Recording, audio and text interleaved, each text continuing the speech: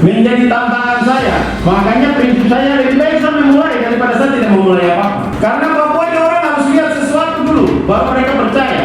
Dari sisi kekayaan intelektual, harus ada kebijakan dan harus ada political will, kemauan pemerintah daerah untuk memulai. Makanya kemarin saya bilang di Kabupaten Jayapura, bisakah Kabupaten Jayapura menerapkan regulasi orang tiba di Bandara Sentani?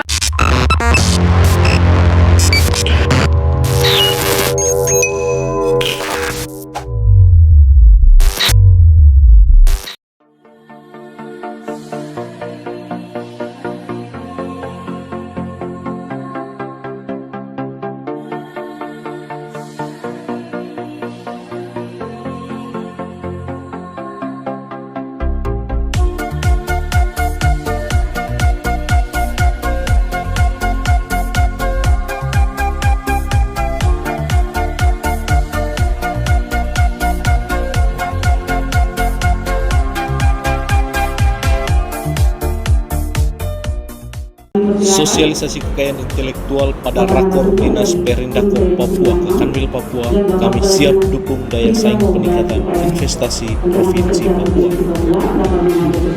Kepala Kantor Wilayah Kementerian Hukum dan HAM Papua, Antonius Matius Ayurbaba SA MSc, pada Rakor Teknis Bidang Perindustrian KM Tenaga Kerja dan Transmigrasi Sub Provinsi Papua, menyampaikan sosialisasi tentang hak kekayaan intelektual kepada peserta Rakor di hadapan para kepala dinas se-Papua yang tergabung dalam Rakor. Kakanwil sosialisasikan tentang kekayaan intelektual yang digelar bertempat di Hotel Aston Jayapura. Tujuan sosialisasi hak kekayaan intelektual tumbuh motivasi dan minat untuk membuat karya-karya intelektual, khususnya yang berbentuk hak cipta, paten, dan desain industri ataupun yang lainnya. Artinya, dengan tumbuhnya motivasi ini diharapkan dapat menghasilkan sumber daya manusia yang kreatif dan inovatif, baik di dunia pendidikan maupun para pelaku usaha. Itu adalah mendukung daya saing dan investasi UKM di Provinsi Papua. Tugas-tugas pemerintah adalah Direktorat Hak Kekayaan Intelektual, Direktorat Jenderal Hak Kekayaan Intelektual. Masyarakat yang sudah memiliki hak kekayaan intelektualnya wajib untuk didaftarkan. Dengan didaftarkan dia mendapat perlindungan hukum dan memiliki manfaat terhadap kesejahteraan dan peningkatan daya saing dan investasi daerah. Next. Apa itu hak kekayaan intelektual? Jadi hak kekayaan intelektual adalah hak yang timbul dari hasil olah pikir karsa rasa manusia yang menghasilkan suatu proses atau produk barang atau jasa yang berguna bagi manusia itu sendiri. Jadi kita ada di ruangan ini karena juga menikmati bagian dari hasil dari hak kekayaan intelektual yang kita bisa gunakan. Ada hak kekayaan intelektual komunal dan personal. Nah, bagian dari hak kekayaan intelektual komunal itu terdiri dari ekspresi budaya tradisional. Jadi ekspresi budaya tradisional adalah karya kita baik berupa benda maupun tak benda atau kombinasi keduanya yang menunjukkan keberadaan suatu budaya tradisional dengan dipegang secara komunal dalam lintas generasi. Tarian tradisional, cerita rakyat, dan permainan anak tradisional yang kita daftarkan yang harus dilindungi. Apa manfaatnya? Nanti sebentar saya akan jelaskan kenapa harus didaftarkan. Manfaat bagi pemerintah daerah, manfaat bagi masyarakat apa?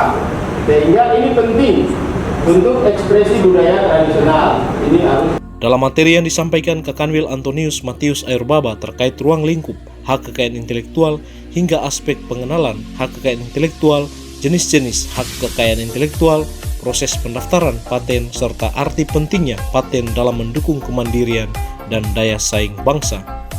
Sebelumnya, Antonius Matius Ayurbaba menyampaikan target tahun 2021 Kantor Wilayah Kementerian Hukum dan HAM Papua menargetkan 100 sertifikat hak kekayaan intelektual yang nantinya akan diserahkan kepada masyarakat di Provinsi Papua.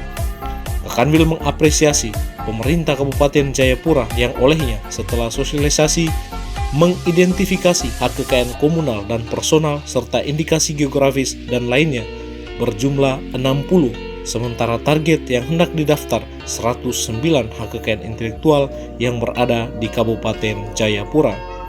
Saya hadir di sini sedang mengganggu pikiran Bapak dan Ibu sekalian agar bekerja dengan tergerak menolong masyarakat melalui hak kekayaan intelektual ini. Dua pemaparan materi sangat luar biasa menariknya dan punya manfaat yang sangat luar biasa. Yang pertama hanya karena ya setiap usaha kemudian aset hanya kita belum tahu jalur untuk mendaftar di hukum dan HAM ya. Sampaikan bahwa kekayaan intelektual ada beberapa undang-undang yang tadi saya lihat. Siapa yang berperan untuk mengidentifikasi lalu dengan program yang jelas untuk bisa menjawab masalah adalah Bapak dari Kementerian. Saya belum dapat tadi fokusnya pada hak kekayaan intelektual, tapi belum difokus pada di situ.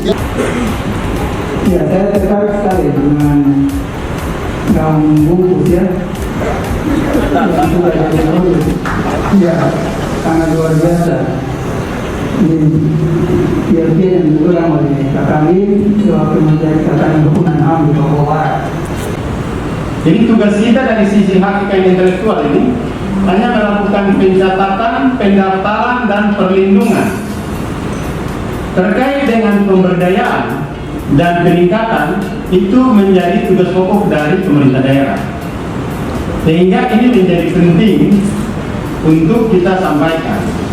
Dengan pencatatan, pendaftaran, dan perlindungan, saya ingin memastikan kepada Bapak Ibu semua kita bahwa Papua bisa maju dan bergerak untuk meningkatkan kesejahteraan.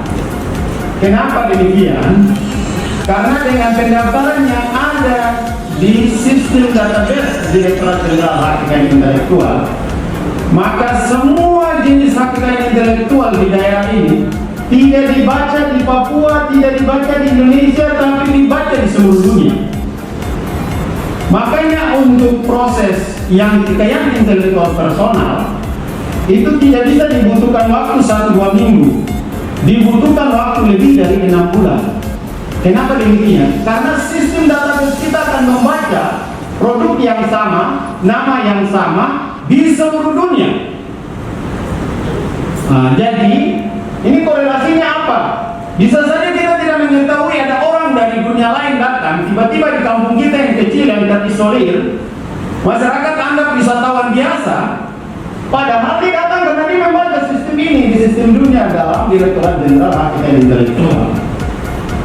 Ini yang perlu kita sampaikan untuk diketahui, sehingga pendaftaran hak kekayaan intelektual ini menjadi penting.